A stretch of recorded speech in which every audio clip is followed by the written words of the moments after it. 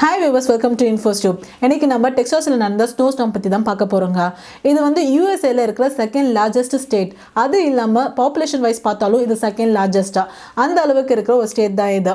இது வந்து எப்படின்னா வெல்த்தியான ஒரு ஸ்டேட் தான் சொல்லப்போனால். ஏன் அப்படின்னா இவங்களோட பவருக்கு தேவையான இந்த எலக்ட்ரிசிட்டியை இவங்களே வந்து ஜென்ரேட் பண்ணுவாங்க. அது இல்லாமல் பக்கத்தில் இருக்க மற்ற ஸ்டேட்ஸ்க்கும் வந்து இந்த எலக்ட்ரிசிட்டியை சப்ளை பண்ணுவாங்க. அந்த அளவுக்கு வெல் டு டூ ஸ்டேட்டாக. இதோட டெம்பரேச்சர் வைஸ் நம்ம பார்க்க போனால் அப்படின்னா 22 டிகிரி செல்சியஸ் தான் இவங்களோட ஆவரேஜ் அப்படி இருக்கும். கீழே வரைக்கும் போனதில்லை அந்த நெகட்டிவ் லெவலுக்குலாம். அப்படியே போயிருந்தாலும் ஒரு -4 தான் மேக்ஸிமம் இது போயிருக்குது. ஸோ இந்த ஸ்னோவை வந்து எப்பயாவது ரொம்ப ரேராக இந்த பீரியட் ஆஃப் டைமுக்கு வந்து பெய்யும். இந்த ஹெவியாக பெஞ்சதெல்லாம் அப்படி இல்லை. இதுக்கு முன்னால் வந்து ஒரு டைம் வந்து -11 டிகிரி வரைக்கும் ட்ராப் அவுட் ஆயிருக்கு. அது வந்து என்னென்னா 1895 வந்து இந்த மாதிரி நடந்திருக்குதுங்க. ஸோ February 14th நைட் என்ன ஆகுது அப்படின்னா ஸ்னோ ஸ்டார்ம் வந்து இந்த டெக்சாஸை வந்து ஹிட் ஆகுது. இந்த ஸ்னோ ஸ்டார்ம்னா என்னென்னா நம்ம டிசம்பர் 2014 வந்து ஒரு மழை வந்துச்சிங்களா, ஓயாமல் புயல் வந்து பெஞ்சிக்கிட்டே இருந்தது. அந்த மாதிரி தாங்க இந்த ஸ்னோ வந்து விடாமல் அப்படியே ஒரு ஹெவியாக அப்படியே பேஞ்சிக்கிட்டே இருந்ததுங்க. இது எவ்வளோ தூரம் அது பேஞ்சுது அப்படின்னா ஒரு பில்டிங்கை டிஸ்ட்ரக்ஷன் பண்ணுற அளவுக்கு வந்து பேஞ்சிருக்குதா. ஸோ அதோட இன்டீரியர்ஸு, வால்ஸு இங்கே அங்கேன்னு நல்லா அது எப்படி சொல்லி உடச்சிக்கிட்டு அப்படியே பொழந்துக்கிட்டு உள்ளே வந்து பேஞ்சிருக்கு. அந்த அளவுக்கு ஃபோர்ஸாக இந்த ஸ்னோ இருந்திருக்கு. இது வந்து நடந்துகிட்டே இருக்கும்போது என்ன ஆச்சு அப்படின்னா இந்த பவர் கிரிட்ஸ் இருக்குங்களா, அந்த எலக்ட்ரிசிட்டி சப்ளை ஆகிற இந்த கிரிட்ஸா இதெல்லாம் கூட அந்த பனினால் அப்படியே உடஞ்சும் போயிருக்குது. இது வந்து ஃபர்ஸ்ட் லெவல் வந்து கரண்ட் வந்து கட் ஆயிருக்கு. 4.5 பில்லியன் மெம்பர்ஸ் வந்து 4.5 மில்லியன் மெம்பர்ஸ் வந்து இந்த பவர் கட்டில் வந்து ரொம்பவே வந்து ஷேக் ஆகிட்டாங்க.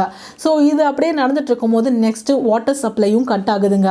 ஏன் அப்படின்னா அந்த இருக்க தண்ணிலாம் வந்து அப்படியே ஐஸ் ஆகி அந்த பைப்ஸுமே வந்து உடஞ்சி போயிடுச்சு. ஸோ இந்த மாதிரி செகண்ட் லெவலுக்கு வந்து வாட்டரும் ஸ்டாப் ஆகுது. அங்கே இருக்க மக்களுக்கு என்ன பண்ணுறதுன்னு தெரியல. கிளைமேட் வந்து ஸ்னோ வந்துச்சு ஹாப்பி ஆகுறதா, இல்லை இந்த மாதிரி உடஞ்சி போய் நிறைய வீட்டு அளவுக்கு டிஸ்ட்ரக்ஷனு, அப்புறம் பவர் அளவுக்கு கூட்டு போனது நினச்சி ஃபீல் பண்ணுறதா, இல்லை தண்ணி இல்லாமல் போனதுக்கு ஃபீல் பண்ணதான்னு தெரியாத அளவுக்கு ரொம்பவே திட்டி தருமாறி உக்காந்துட்டு இருக்காங்க. சரி, வெளியே போய் நம்மளுக்கு தேவையான எனர்ஜியை போய் எடுத்துகிட்டு வரலாம், ஏதாவது உட்ஸ் கலெக்ட் பண்ண போகலாம், இல்லை தண்ணி கலெக்ட் பண்ண போகலான்னு சொல்லிட்டு வெளியே போய் பார்த்தா ஓவராலாக இந்த ஸ்னோ பேஞ்சு எப்படின்னா ஒரு மேடை அமைச்ச மாதிரி எல்லா இடத்துலையும் ஸ்னோ வந்து குவிஞ்சு கிடக்குது. அது இல்லாமல் எல்லா இந்த லோவர் சர்ஃபேஸாக இருக்க ஏரியாஸ்லாம் வந்து இந்த ஸ்கேட்டிங் கிரவுண்ட் மாதிரி அப்படியே வலன்னு அந்த ஐஸ்னால மேக்காக இருக்குது. ஸோ ஆல்ரெடி பார்க்கிங் ஸ்லாட்டில் இருந்த அந்த ஹெவி வெஹிக்கிள்ஸு, கார்ஸ்லாம் வந்து என்ன ஆகுதுன்னா ஒன்றுத்து மேலே ஒன்று போய் மோதி எல்லாமே டிராஃபிக் ஜாம் மேக் ஆகுதுங்க. இதனால இவங்கனால வெளியே கூட போக முடியாத அளவுக்கு ரொம்பவே ஸ்ட்ரெயினான ஒரு சுச்சுவேஷன். ஸோ இப்படிலாம் இருக்குது. சரி, வீட்டில் இருக்க அந்த ரிசோர்ஸை வச்சு இவங்க வந்து வாழ ஆரம்பிக்கிறாங்க. இவங்களுக்கு தெரியல 2.5 டேஸ்க்கு மேலேயும் வந்து இது வந்து நீடிக்க போகுது அப்படின்னா. அந்த அளவுக்கு அந்த ஸ்டேட்டே வந்து பிளாங்க் அவுட்டாக இருக்குது. எந்த பவரும் எந்த ரிசோர்ஸும் இல்லாமல். சரி சொல்லிட்டு இவங்களும் எப்படியாவது கொஞ்சம் கோப் அப் பண்ணலாம்னு சொல்லிட்டு வச்சிருக்க ஃபயர் வுட்ஸை வச்சு அந்த ஃபயரை லிட் பண்ணி கூட ஒரு 2 ஃபேமிலியெல்லாம் ஜாயின் பண்ணி இருந்திருக்காங்க. இப்படி ஜாயின் பண்ணி இருக்கும் போது என்ன ஆகுது அப்படின்னா அந்த குளிரை சமாளிக்கிறதுக்கு இவங்க இருக்கிறாங்க.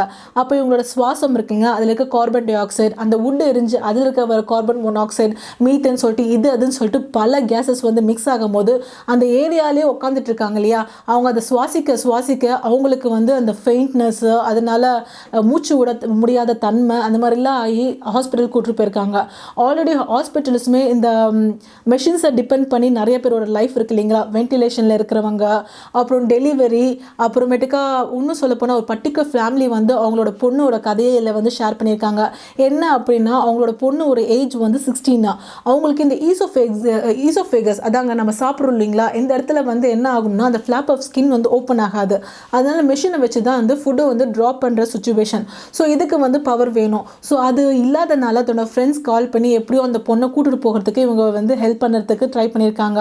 அந்த பொண்ணு அங்கே போய் சேர்ந்துச்சா இல்லை என்ன ஆச்சுன்னு கூட இவங்களுக்கு தெரியல. அந்த அளவுக்கு ஒரு கம்யூனிகேஷன் எதுவுமே பண்ண முடியலங்க.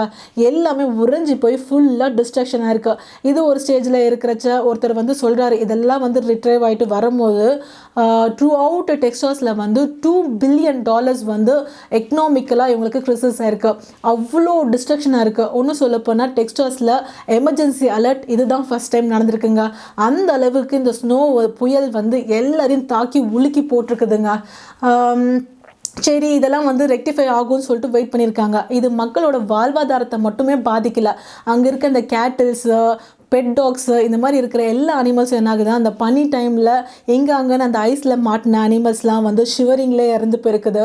மற்ற அனிமல்ஸ்லாம் வந்து தண்ணி கூட குடிக்க முடியாது, எல்லா இடத்துலையும் ஐஸ் இருக்குது. எல்லா இடத்துலையும் ஐஸ் இருக்கும் போது அவங்களால தண்ணி குடிக்க முடியாமல் பல கேட்டல்ஸும் இறந்துருக்கு. மக்களே வந்து ஒரு 60 கவுண்ட்ஸ்க்கு மேலே இறந்து போனதாக சொல்லிட்டு இருக்காங்க. அந்த அக்யூரேட்டான கவுண்ட்ஸ் வந்து இது வரைக்கும் தெரியல. இந்த மாதிரி ரொம்ப மோசமாக வந்து அந்த ஸ்டேட்டே வந்து இந்த மோசமான ஒரு சுச்சுவேஷனை வந்து பார்த்துருக்குதுங்க. இந்த மாதிரி கிரைசிஸ் வந்து த்ரூ அவுட் கண்ட்ரிக்கு மட்டும் இல்லைங்க, அதில் இருக்க மக்களுக்குமே இது மாதிரி அமைஞ்சிருக்கு. ஏன் அப்படின்னா ஒரு பர்டிகுலர் பர்சன் வந்து மந்த்லி அந்த கரண்ட் பில் மட்டுமே வந்து ஒரு $70 வந்து பே பண்ணுவாராம். டு த மேக்ஸிமம் யூசேஜ் இருக்கும்போது $300 பே பண்ணுவார். ஆனால் இந்த 7 நாளைக்கு மட்டுமே $6700 பே பண்ணுற அளவுக்கு ஒரு பில் இருந்திருக்கு.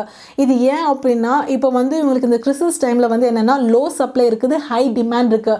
அதனால் நிறைய கம்பெனிஸ் வந்து என்ன பண்ணியிருக்காங்க, இதை அந்த எலக்ட்ரிசிட்டி வாங்கி விற்கிறாங்க பாருங்கள், அவங்க இந்த மாதிரி ஹை லெவலாக போட்டு விற்றுட்ருக்காங்க. அதை செல்ஃபாக ஜென்ரேட் பண்ணுற கம்பெனிஸ்லாம் வந்து ஓரளவுக்கு ரீசனபிள் ரேட்ஸில் வந்து விற்றுருக்காங்க. ஏன்னா அவங்களோட பவர் ரைட்ஸும் வந்து என்னாச்சுன்னா டேமேஜ் ஆனதுனால அவங்களும் நம்ம குறை சொல்லி ஒன்றும் பிரயோஜனமும் இல்லை இல்லைங்களா. ஸோ இந்த மாதிரி ஒவ்வொருத்தருக்கும் வந்து அந்த எக்கனாமிக்கலாகவும் அந்த வாழ்வாதாரம் எல்லாமே வந்து ரொம்பவே டிஸ்டார்ட்டாக இருக்குது. இந்த க்ரோசரிக்கெலாம் நம்ம பார்த்துருப்போம் சில வீடியோஸ். அதில் என்ன அப்படின்னா அந்த ஒரு சூப்பர் மார்க்கெட் ஓப்பன் ஆகிட்டு பின்னாடி நம்ம பார்த்தோம்னா அப்படியே தெரு ஃபுல்லாக நிற்கிறாங்கங்க. ஏதாவது சாப்பாட்டுக்கு கிடைக்குமா அந்த மாதிரி வந்து தெரு ஃபுல்லாக லைனில் நிற்கிறாங்க, ஏதாவது ஒரு ரிசோர்ஸ் அவங்களுக்கு கிடைக்கும் அப்படின்னு சொல்லிட்டு. ஸோ இந்த மாதிரி வந்து ரொம்பவே பாதிக்கப்பட்டிருக்காங்க. ஸோ இதெல்லாம் ஒரு 1-2 வீக்ஸில் கொஞ்சம் கொஞ்சமாக மீட்டு வெளியே வரும்போது இவங்க வந்து ஒரு நியூஸ் வருதுங்க, இது வந்து ஒரு ஃபேக் ஸ்னோ அப்படின்னு சொல்லிட்டு. என்ன அது ஃபேக் ஸ்னோ அப்படின்னு சொல்லிட்டு நம்ம பார்த்துடலாம். ஸ்னோ வந்து நார்மலாக வந்து நம்ம ஃபயர் வச்சுருக்கும் போது அது பேர்ன் ஆகும். அது எப்படி பேர்ன் ஆகும்னா மெல்ட் ஆகி ட்ராப்லெட்ஸாக இருக்கும், இல்லைன்னா வேப்பரைஸ் ஆகி ஏராக மாறும். இந்த 2 கட்டமாக வந்து என்னென்னா கிறிஸ்டல்ஸ் மாதிரி வந்து இது எரிய ஆரம்பிச்சிருக்கு. ஸோ அங்கே இருக்கவங்களுக்கு டவுட் ஆயிடுது. நிறைய பேர் வந்து மைக்ரோவேவ் ஓவனில் இது அதுலன்னு சொல்லிட்டு பார்த்துட்டு சொல்கிறாங்க, இது வந்து டெக்ஸ்டர்ஸ் வந்து நல்லா வளம் நிறைந்த ஒரு ஸ்டேட்டு, இல்லை வந்து எலக்ட்ரிசிட்டியெல்லாம் வந்து தானாக உருவாக்கக்கூடிய ஒரு ஸ்டேட்டு, அதனால இந்த ஸ்டேட்டை வந்து டார்கெட் பண்ணுறதுக்காகவே இந்த மாதிரி பண்ணியிருக்காங்க, ஃபேக் ஸ்னோஸை வந்து மேக் பண்ணியிருக்காங்க, ஆர்டிஃபிஷியல் ஸ்னோயிங்கை வந்து மேக் பண்ணியிருக்காங்க அப்படின்னு சொல்கிறாங்க. ஏன் அப்படின்னா இந்த மாதிரி 2014 வந்து அட்லாண்டாவில் வந்து கான்ஸ்பிரசி தியரி மூலிமா அங்கே வந்து ஃபால்ஸ் ஸ்னோவை உருவாக்கியிருக்காங்க. ஸோ அதை தான் இங்கேயும் நடந்திருக்குன்னு சொல்லிட்டு நிறைய பேரும் நம்புகிறாங்க. ஸோ இது எது உண்மை பொய் எனக்கு தெரியலங்க. பட் இதெல்லாம் வந்து ஏன் நடக்குது அப்படின்னா அங்கே மட்டும் இல்லை, நிறைய இடத்துல நேச்சுரல் கெலாமிட்டிஸ் வந்து நம்மளுக்கு நடந்துட்டு தான் இருக்கா, நேச்சுரல் டிசாஸ்டர்ஸ் நடந்துட்டுருக்கு. நம்ம உத்தரகாண்டில் கூட பாருங்கள், திடீர்னு வந்து ஒரு கிளேஷியர் வந்து மவுண்டன் வந்து அப்படியே மெல்ட் ஆகி கிளேஷியராக வந்து ஊற்ற ஆரம்பிச்சிருக்கு. அது மட்டும் இல்லாமல் நம்ம இந்த டிசம்பர்ஸ்லாம் எடுத்துகிட்டோன்னு வச்சுக்கோங்களேன், நம்ம தமிழ்நாடு என்ன ஆக போகுது அந்த ஒரு கேள்வி, கேரளாவில் அந்த மலை, இதெல்லாம் வந்து நார்மலாக இத்தனை வருஷ காலமாகவே இது இல்லைங்க. இன்னும் சொல்ல போனால் அக்யூரேட்டாக வந்து சில கான்ஃபரன்ஸ் வந்து இந்த வெதர் சம்மந்தமாக வந்து வேர்ல்டு வைடாக ஒவ்வொரு கண்ட்ரியில் இருக்கவங்க பார்ட்டிசிபேட் பண்ணி இதை பற்றி ஆர்கனைஸ் பண்ணி பேசியிருக்காங்கங்க. அதில் ஒரு பர்டிகுலர் கான்ஃபரன்ஸ் 2015 ஃப்ரான்ஸில் வந்து நடந்துட்டு இருக்கோம், இந்த வேர்ல்டு வெதர் கான்ஃபரன்ஸ் சொல்லிட்டு. அதில் என்ன சொல்லியிருக்காங்க அப்படின்னா எப்பயுமே வந்து ஒரு பீரியாடிக் டைமில் ஒவ்வொரு கண்ட்ரியோட வெதரோட ஆவரேஜை வந்து பார்த்துட்டே இருப்பாங்களாம். ஸோ அது இன்க்ரீஸ் ஆகுதா டிக்ரீஸ் ஆகுதா அந்த மெயின்டெனன்ஸ் பார்த்துட்டே இருப்பாங்களாம். ஆனால் இந்த பர்டிகுலர் டைமில் மட்டும் என்னாச்சுன்னா 1% த்ரூ அவுட் வேர்ல்டில் இருக்க கண்ட்ரீஸ்க்கு வந்து அது இன்க்ரீஸாக இருக்குதுங்க. முன்ன இருக்க டெம்பரேச்சரோட இப்போ வந்து 1% இன்க்ரீஸ் ஆகிருக்கு. அந்த 1% இன்க்ரீஸ் ஆனதுனால மட்டும்தான் இவ்வளோ எஃபெக்ட். இன்னும் என்னென்ன காத்துட்ருக்குன்னு நம்மளுக்கு தெரியாது. நிறைய நேச்சுரல் டிசாஸ்டர் நம்மளுக்காக வெயிட் ஆக போகுதுங்க.